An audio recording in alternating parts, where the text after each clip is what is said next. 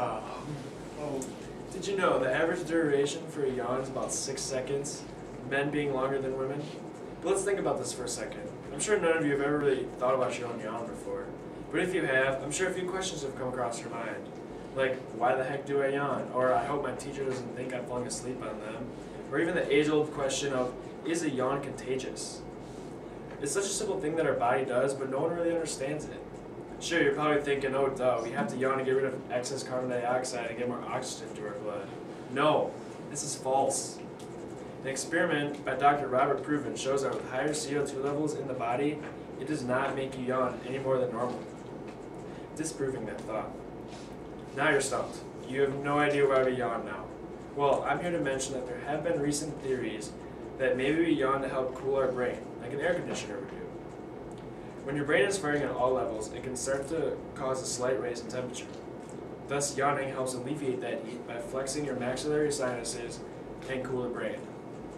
Other things that can make your brain overheat can be from sleep deprivation to as simple as it being warm outside.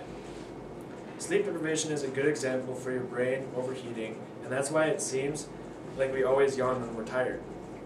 Okay, so now you know why we yawn, but now you feel like it's impolite when you yawn in front of someone. That's a good thought, but if you think about the theory that was stated before, it'd be quite opposite. When a teacher, for example, is talking to you and you yawn, you could actually tell the teacher that your brain is working and taking what they're saying. By you decoding their message, it can make your brain start to heat up and cause you to yawn.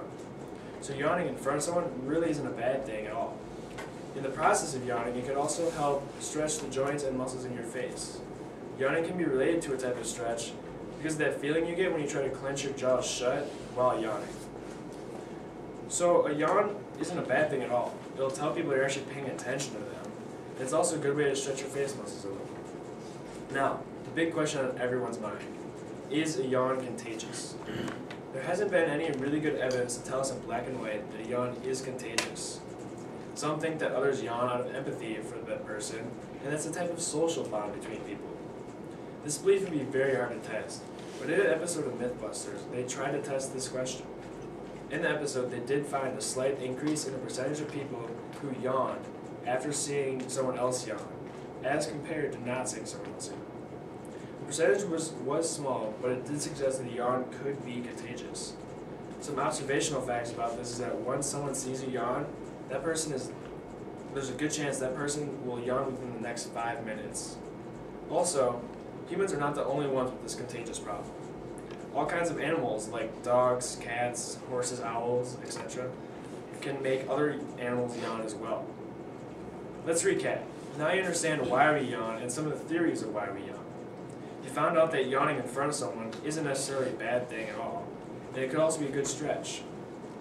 You also got the answer to an age-old question and found out that even animals can yawn. Keep in mind there isn't an exact answer of why we yawn, we just have theories of why we might. Now, after watching you guys for the last few minutes, I have noticed about half you guys have yawned. A tip that might help you stop yawning is to breathe through your nose rather than your mouth. Breathing through your nose will flex your maxillary sinuses and help cool the brain. Yeah.